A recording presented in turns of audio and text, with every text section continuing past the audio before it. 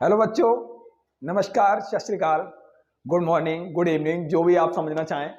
ठीक है ना। जिस वक्त पर आप वीडियो देख रहे हो उसी हिसाब से हमारा अभिवादन है। और और पहली बात, आप सभी का स्वागत है हमारे इस YouTube channel year of point में। आपको ये पता ही होगा, हम लोगों ने जिम्मा उठा लिया, हमारी पूरी टीम, ईयर ऑफ पॉइंट की पूरी टीम लगी हुई है कि बोर्ड के जितने भी एग्जाम हैं, हाई स्कूल और 12th क्लास के, उनको अच्छे नंबरों से पास कराना है, उन बच्चों को अच्छे अंक दिलाना है। इसके लिए हमारे शेखर सर एकदम मजेदार बायोलॉजी पढ़ा रहे हैं, बायोलॉजी में आने वाले महत्वपूर्ण क्वेश्चन करा रहे हैं। तथा जैसा कि आप जानते हैं, मैं तो फिजिक्स और केमिस्ट्री दोनों ही पढ़ाता हूं। तो यूट्यूब पर मेरी पहली बार फिजिक्स की वीडियो आ रही है, तो केमिस्ट्री तो मैंने बहुत बार पढ़ाया है ही है, आप लोग जानते ही हैं। केमिस्ट्री के हमने सीरीज स्टार्ट कर दी है टॉप 50 क्वेश्चनों की। उसमें टॉप 50 क्वेश्चनों के अंतर्गत हम वही क्वेश्चन कराएंगे जो बोर्ड में आ रहे हैं। इसी प्रकार फिजिक्स की भी हम वीडियो स्टार्ट कर दी है, इसमें भी टॉप 50 क्वेश्चन रहेंगे, इंपॉर्टेंट क्वेश्चन रहेंगे फिजिक्स के। अगर कोई बच्चा इन 50 क्वेश्चनों को कवर कर लेता है, हमारे पास फिजिक्स का जब तक पेपर है तब तक टाइम है, अगर कोई बच्चा इसको कवर कर लेता है तो उसको बहुत अच्छे से नंबर आएंगे। ठीक है ना।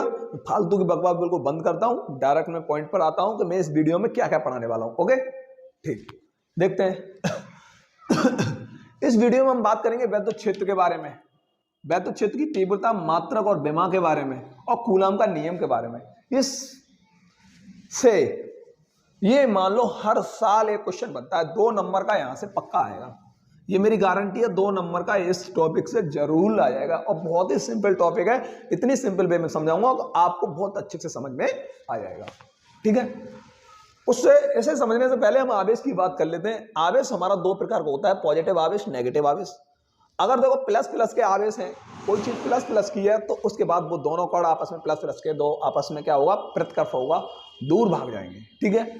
ऐसे दोनों कण अगर माइनस माइनस के हैं तो इनमें इनके मध्य भी क्या होगा, प्रतिकर्ष होगा, दोनों कण किधर भागेंगे, दूर की ओर। यही दिखा गया तीर के माध्यम से, ये दर्शाया गया है। ओके, तीर के माध्यम से। अगर प्लस माइनस दोनों है, कैसे, प्लस माइनस दोनों है, तो ये इसमें क्या होगा, आकर्षण होगा। क्या होगा, आकर्षण बल काम करेगा। और क्योंकि हमारे ये विपरीत आवेश है, तो हम कह सकते हैं विपरीत आवेशों के मध्य आकर्षण बल कार्य करता है, और जो एक जैसे समान आवेश होते हैं उनके मध्य प्रतिकर्षण बल कार्य करता है। हम बात करते हैं वैद्युत क्षेत्र की। यह क्या होता है, वैद्युत क्षेत्र क्या होता है। अब वैद्युत क्षेत्र होता क्या है, क्योंकि ये नहीं समझ में आया तो वैद्युत क्षेत्र की तीव्रता नहीं समझ में आएगी। ठीक है।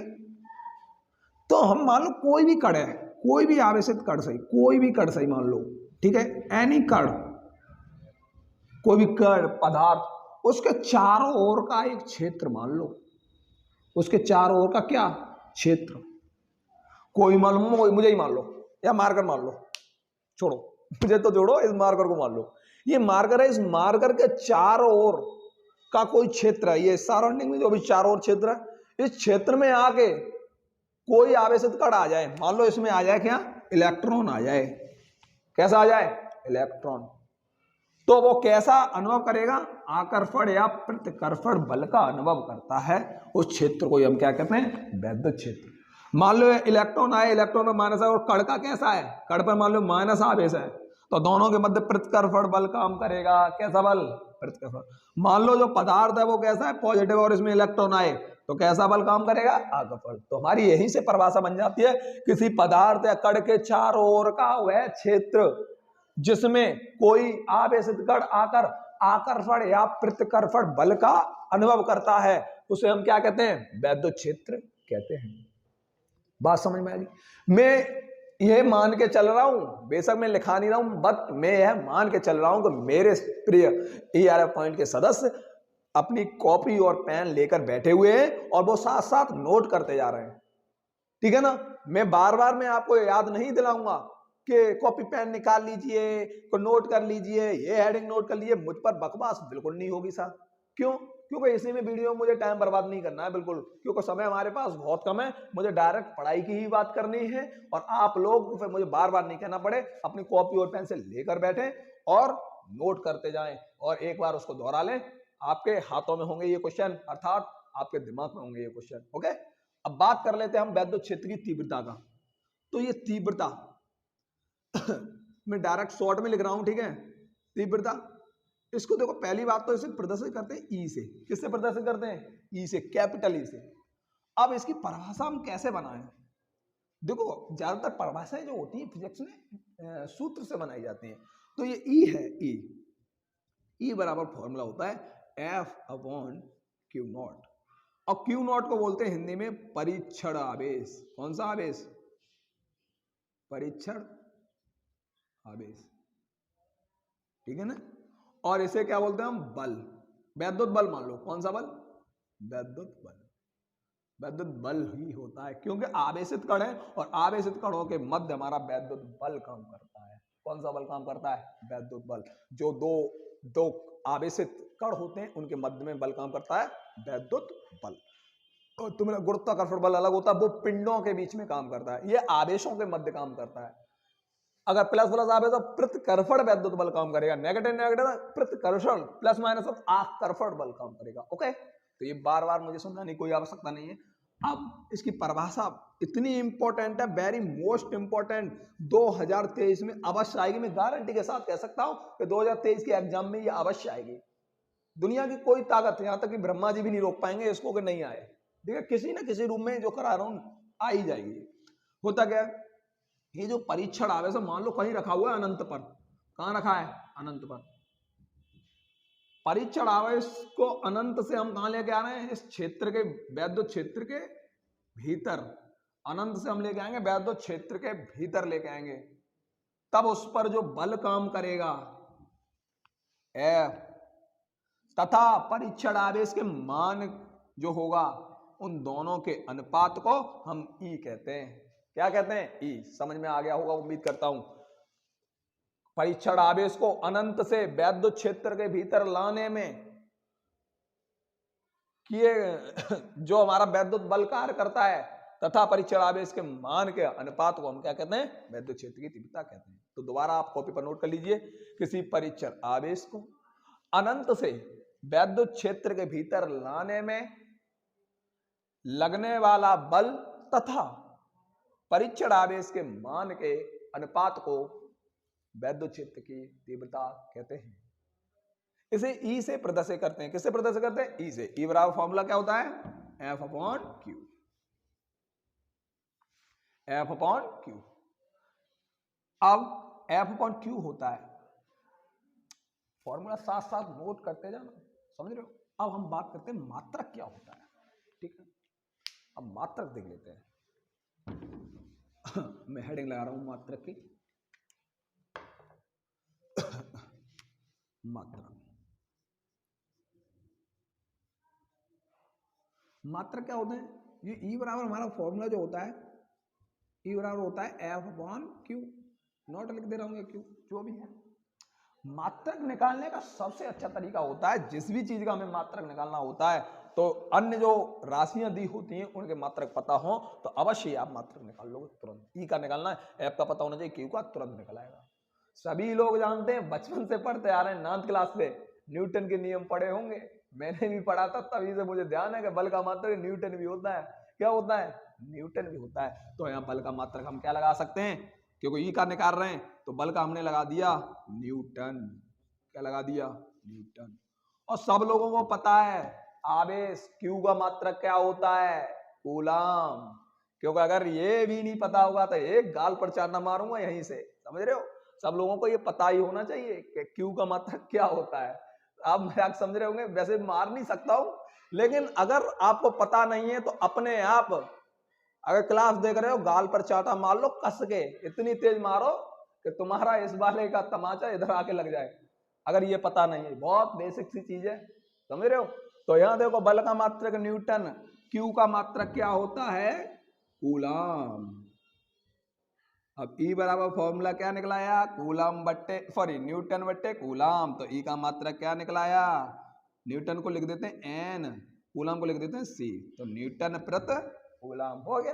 क्या है? रट्टा क्या मारो तो भाई, फॉर्मूला याद ऐसे निकाल लिया, न्यूटन प्रति कूलाम निकल आया। अब ई के अदर और मात्रक भी होते हैं, और मात्रक कैसे होते हैं वो भी देख लो। एक मात्रक तो ये हो गया ठीक है। एक मात्रक और देखो, देखो ये तो हमने न्यूटन लगा दिया डायरेक्ट। एक एफ का मात्र एक और होता है, एक एफ बराबर दूसरा रूल क्या था न्यूटन का, एफ बराबर एम ए फॉर्मूला होता है कि नहीं, सभी लोगों को पता होगा। न्यूटन का दूसरा नियम यही है, एफ बराबर एम ए। एम क्या होता है, द्रव्यमान, द्रव्यमान का मात्रक क्या होता है, किलोग्राम केजी, ठीक है। और ये होता है एसेलरेशन यानी त्वरण, और त्वरण का मात्रक होता है मीटर प्रति सेकंड स्क्वायर। क्या होता है, मीटर प्रति सेकंड स्क्वायर। चलो हम अब ई का मात्रक हम न्यूटन नहीं लगाएंगे, इस बार हम क्या लगाएंगे, kilogram newton, sorry kilogram metre प्रति सेकंड स्क्वायर, जी लगाओगे। लगाओ तो क्या निकल के आ जाएगा, ई बराबर एफ का लगा दो किलोग्राम मीटर, और जी प्रति वाला है और नीचे इसका कूलम लगा दो, क्या लगा दो, कूलम को सी, सेकंड इसके नीचे आ जाएगा। तो ई का क्या निकल आएगा, किलोग्राम मीटर बटे coulomb second square, coulomb second square हो गया। एक और मात्रक निकल आया, लो क्या निकल आया, किलोग्राम मीटर प्रति कूलम सेकंड स्क्वायर। स्क्रीनशॉट ले लीजिए या नोट कर लीजिए, मैं 1 मिनट के लिए हट जा रहा हूं।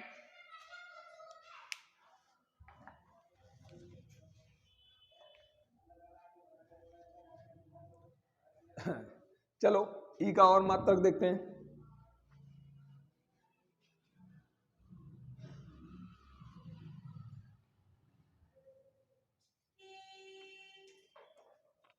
अब देखो ई का एक और फॉर्मूला होता है, एक एफ बराबर क्यू नॉट होता है, एक ई का फॉर्मूला और होता है ई बराबर उबी अपॉन डी, ई बराबर उबी अपॉन डी।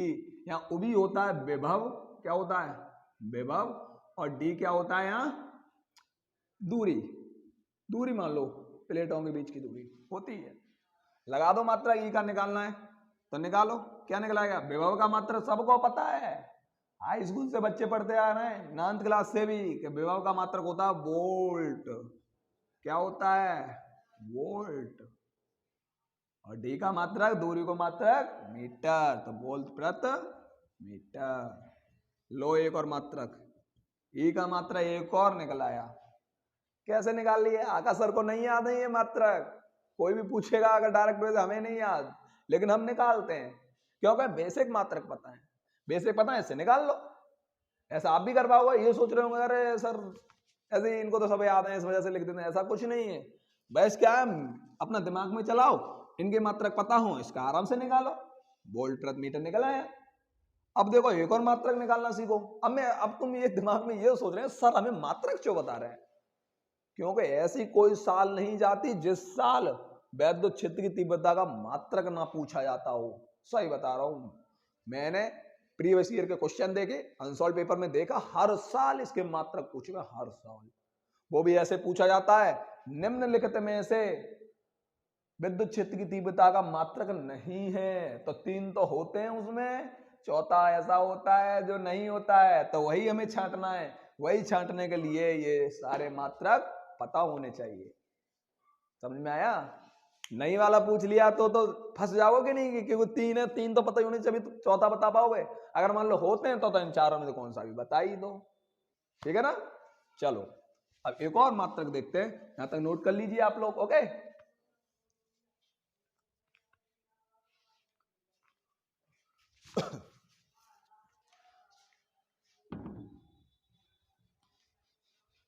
देखो सबको एक फॉर्मूला पता होगा, वो भी बराबर होता है W इंटू क्यू, समझ लेना सब लोग, होता ही है, थोड़ी देर के लिए याद कर लो, मैं आगे तीसरे पार्ट में इंपॉर्टेंट क्वेश्चन आएंगे निकल के, तब मैं कराऊंगा ही। तो वो भी W का मात्रक होता है जूल, क्या होता है जूल, ठीक है। और आवेश का मात्रक क्या होता है कूलम, क्या होता है कूलम। तो उभी को मात्रक एक और क्या बनेगा, वोल्ट को हम क्या कहते हैं जूल प्रति कूलम, चाहे जूल प्रति कूलम कह लो या वोल्ट कह लो, बात एक ही है, एक ही है, एक ही है, इसमें कोई दो राय नहीं है। तो उभी का मात्रक जूल प्रति कूलम, अपनी आंखों से देखो, उभी बराबर W अपॉन, सॉरी W बराबर उभी क्यों होता है, तो मिस्टेक हो गया थोड़ा क्योंकि W बराबर फॉर्मूला क्या होता है, और उभी बराबर क्या होता है W अपॉन क्यू। इस बात के लिए मैं क्षमा चाहता हूं क्योंकि अभी मिस्टेक से लिख गया था, तो यहाँ से V बराबर क्या होता है W/Q, और W इसी से हम क्या कहते हैं वोल्ट कहते हैं। क्या कहते हैं वोल्ट। या फिर हम अगले पदों में निकालें इसका मात्रक, तो W होता है ऊर्जा, ऊर्जा का मात्रक होता है जूल, और Q का मात्रक क्या होता है कूलम। क्या होता है कूलम। होता है कि नहीं बताओ मित्रों। तो V का मात्रक क्या निकल के आ गया जूल प्रति।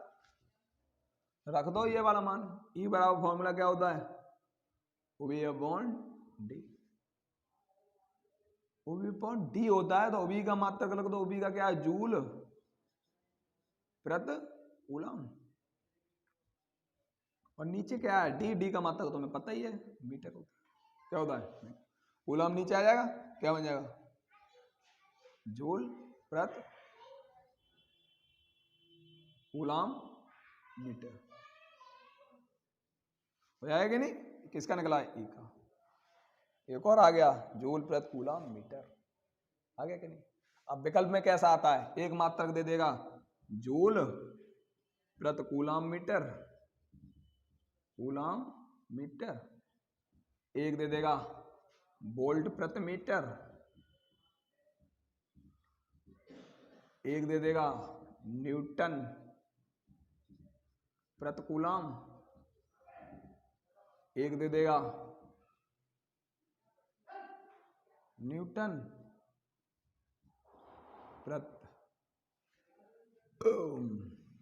प्रति सेमी प्रति मीटर। ये मात्र। अब बताओ, अब कहेगा निम्नलिखित में से वैद्युत क्षेत्र की तीव्रता का मात्रक नहीं है। हमने बताया ये भी होता है, ये भी होता है, ये भी। ये नहीं है भाई साहब, हो गया खेल खत्म। कैसे पता किया, इसी से। उम्मीद करता हूं आप लोगों को समझ में आ गया होगा। नोट कर लीजिए।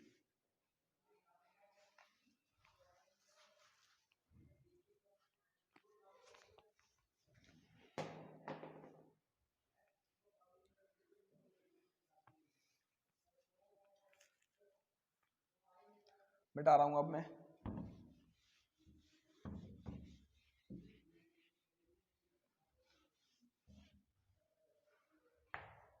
हम बात करते हैं विमा की। किसकी? विमा। विमा भी इसी से निकालते हैं। देखो, विमा निकालने के लिए हमें 3-4 विमा याद होनी चाहिए। एक तो लंबाई की विमा, लंबाई की विमा होता है L, ठीक है। द्रव्यमान की विमा, द्रव्यमान की विमा होती है M। धारा की विमा, धारा की विमा होती है A। और बल की विमा mL/T-2। ऊर्जा की विमा mL/T-2। एक क्षेत्रफल की। और चलो इतनी 5 विमा याद है, सब विमा अपने आप खेल खत्म। देखो, अब हम E की विमा निकाल रहे हैं। किसकी? क्षेत्र की तो विमा निकालेंगे, अगला टॉपिक यही है E की विमा। देख लो, E बराबर फॉर्मूला, इसमें भी फॉर्मूला अप्लाई होता है। E बराबर होता है F/Q। देखो, F की विमा क्या है बल की, इसे F ही तो कहते हैं बल को। mL/T-2 लगा दिया बटे। अब Q की विमा कैसे निकालें? Q बराबर फॉर्मूला पता होना चाहिए। Q बराबर होता है I/T। हाँ, एक और विमा पता होनी चाहिए समय की। समय की होती है T। लिख दे रहा हूं मैं, क्योंकि Q बराबर सब जानते हैं, Q बराबर होता है I/T। लगा दो। अब ऊपर लिखा है mL/T-2। I यानी धारा, धारा की विमा A, T मतलब समय, समय की विमा T। ठीक है, ऊपर ले जाएंगे इसको, विमा हम लिखते हैं ऊपर ही। तो mL/T-2, A ऊपर जाएगा तो A-1, T ऊपर जाएगा तो T-1 हो गया। T वाले पद देखो, माइनस के 2 माइनस के 3 कितने हो जाएंगे? -3। तो विमा निकल के क्या आ जाएगी? mL/T-3 A-1।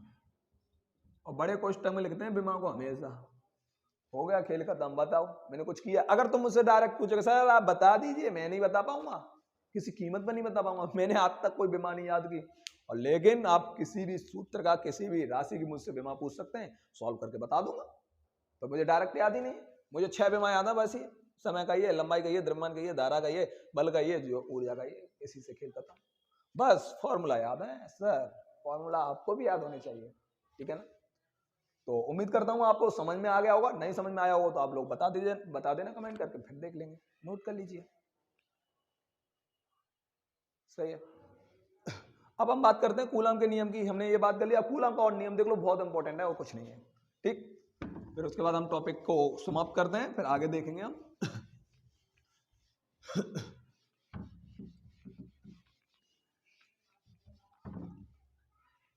एक बात तो बनता है हमारे ERF पॉइंट के जितने भी सदस्य हैं उनसे, आप लोग बस मेहनत करिए, हम आपके साथ हैं, जब तक साथ हैं जब तक आपकी जॉब नहीं लग जाती। इंटर हाई स्कूल से भी मतलब नहीं है। हम ये भी सोचेंगे कि एक कंपटीशन का भी हम एक बैच लॉन्च करेंगे अपने इस चैनल पर, और जो विद्यार्थी हमारे गरीब जिनके माता पिता होते हैं, खुद हम भी गांव से आते हैं, हमारे माता पिता भी ऐसे ही हैं, तो वो भी पढ़ाई के लिए हमें मालूम है किस हिसाब से वो रुपया कमा के दे पाते हैं। इसी वजह से हमने फ्री शिक्षा का माध्यम चुना है, और सभी को हम फ्री में शिक्षा यूट्यूब के माध्यम से दिलवाएंगे, क्योंकि सबके मम्मी पापा ने टच फोन दिला रखा है सबको, लेकिन इसका दुरुपयोग नहीं होने देंगे हम आपके साथ हैं, इसका सदुपयोग होने देंगे पढ़ाई के माध्यम से। ओके, एक दिन आप लोग सक्सेस हो जाओगे, इसमें कोई दो राय नहीं, बस मेहनत करते रहिए। तो हम बात करते हैं कूलम का नियम। कूलम का नियम,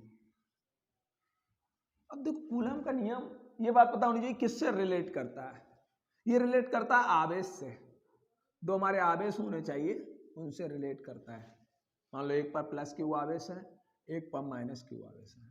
सपोज कर लिया है मैंने, दोनों प्लस प्लस भी हो सकते हैं, माइनस माइनस भी हो सकते हैं, या दोनों माइनस माइनस, दोनों प्लस या प्लस माइनस, वो तो मैंने बता ही दिया। प्लस माइनस होगा तो आकर्षण बल, माइनस माइनस होगा तो प्रतिकर्षण, या फिर प्लस प्लस होगा तो विद्युत।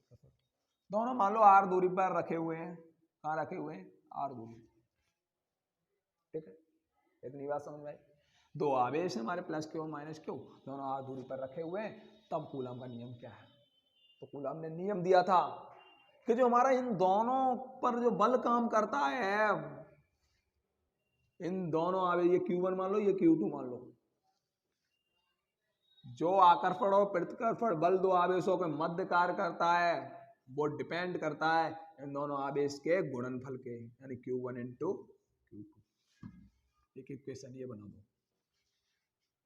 दूसरा उन्होंने एक बात और कही थी, F जो आकर्षण और प्रतिकर्षण बल का मान होता है, इन दोनों आवेश की बीच की दूरी के वर्ग के व्युत्क्रमानुपाती होता है, यानी बीच की दूरी r के वर्ग लगाएंगे, वर्ग के व्युत्क्रमानुपाती 1/r।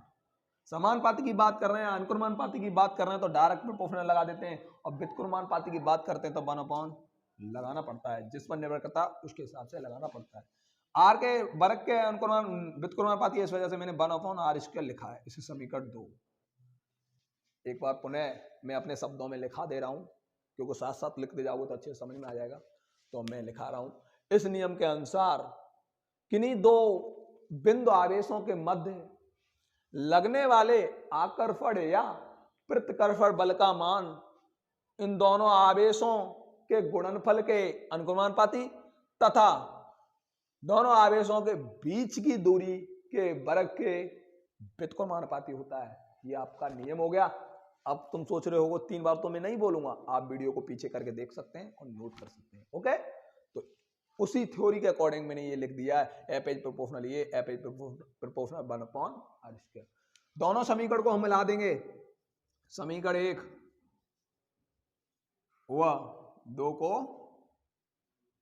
मिलाने पर अब दोनों को हम ज्वाइंट कर देंगे तो F डायरेक्ट, यहां भी प्रोपोर्शनल, यहां भी प्रोपोर्शनल, F इज प्रोपोर्शनल। देखो ये ऊपर है ये नीचे हैं, तो Q1 Q2/r², यही तो हो जाएगा। अब आपने देखा होगा जब प्रोपोर्शनल का चिन्ह लगाते हटाते हैं, बराबर का चिन्ह लगाते हैं, क्योंकि डेरिवेशन में हमें सवाल भी करने होते हैं, तो उसके लिए एक नियतांक वैल्यू आती है, कांस्टेंट वैल्यू आती है, कांस्टेंट। अब मेरी इंग्लिश थोड़ी ऐसी है, कांस्टेंट को कांस्टेंट जो भी पढ़ना है वो पढ़ो, पर मैंने लिख दिया मैंने, कांस्टेंट वैल्यू होती है, हिंदी में बोलते हैं इसे नियतांक। क्या बोलते हैं? नियतांक। उस नियतांक की वैल्यू होती है 1/4πε0। ये नियतांक का मान होता है। तो ये प्रोपोर्शनल का चिन्ह हटा रहा हूं मैं, बराबर का चिन्ह लगाऊंगा, बराबर का। अब यहाँ नियतांक आएगा, उस नियतांक की वैल्यू कितनी होती है 1/4 पाई एप्सिलॉन नॉट। इसे पढ़ते हैं एप्सिलॉन नॉट, ये ई की तरह मत बना देना, एप्सिलॉन के नॉट है ये, तो इसे हिंदी में पढ़ते हैं एप्सिलॉन, एप्सिलॉन नॉट कह दो या जीरो कह दो, एप्सिलॉन जीरो या नॉट, ठीक है ना। आप लोग ये मत समझना कि ई है, ये थोड़ा सी को काट देना बीच में से, ये समझ लेना, ओके। तो 1/4 पाई एप्सिलॉन नॉट होता है नियतांक का वैल्यू, और ये लिखा हुआ है सेम लिख दो Q1/Q2/R², ये निकल के आ गया कूलॉम का रूल। तो F = 1/4 pi epsilon not Q1 Q2/R²। तो ये नियतांक होता है, इसकी वैल्यू भी पूछ लेता है। 1/4 पाई एप्सिलॉन 0 का मान कितना होता है, वो होता है 9 × 10⁹। कितना होता है 9 × 10⁹। मात्रक भी होता है इसका न्यूटन मीटर स्क्वायर प्रति कूलम स्क्वायर। बहुत बार पूछा गया है, आगे सवालों में भी इसका यूज करेंगे, क्योंकि जब तक ये मान नहीं पता होगा, हवाल मान लो Q1 का मान दे दिया तुम्हें, Q2 का मान दे दिया है, R का दे दिया है, F निकलवा लिए, यही नहीं पता तो कहां से सॉल्व कर लोगे। एक बात और बता देता हूं, इनके जो मान होते हैं नियतांक के, वो पीछे दिए होते हैं पेपर के पीछे, आप लोग ढंग से देख लेना, अगर नहीं दिए तो याद कर लेना, आपको फायदा मिलेगा, ठीक है। तो इस प्रकार मेरा जो टारगेट था इस क्लास के माध्यम से समझाने का, वो मैं कर चुका हूं। इसी प्रकार हमारी वीडियो लगातार आती रहेंगी, शेखर सर भी डालेंगे, पंकज सर मैथ डालेंगे, और आर्यन सर, सॉरी मेरे मुंह से पंकज सर निकल जाता है, वैसे तो उनका नाम आर्यन सर है, क्योंकि हम बचपन के दोस्त हैं, इस वजह से कहते रहते हैं, आराम से लंगोटिया दोस्त है मेरे, और तो इस वजह से। और पीके सर जो है हमारे, वो अपनी इंग्लिश डालेंगे, मैं दोनों देख रहा हूँ, फिजिक्स केमिस्ट्री दोनों, जो टॉप क्वेश्चन होंगे वो सारे कराने का हमारा प्रयास रहेगा। बस आप याद करते रहें, खुश रहें, आबाद रहें, धन्यवाद।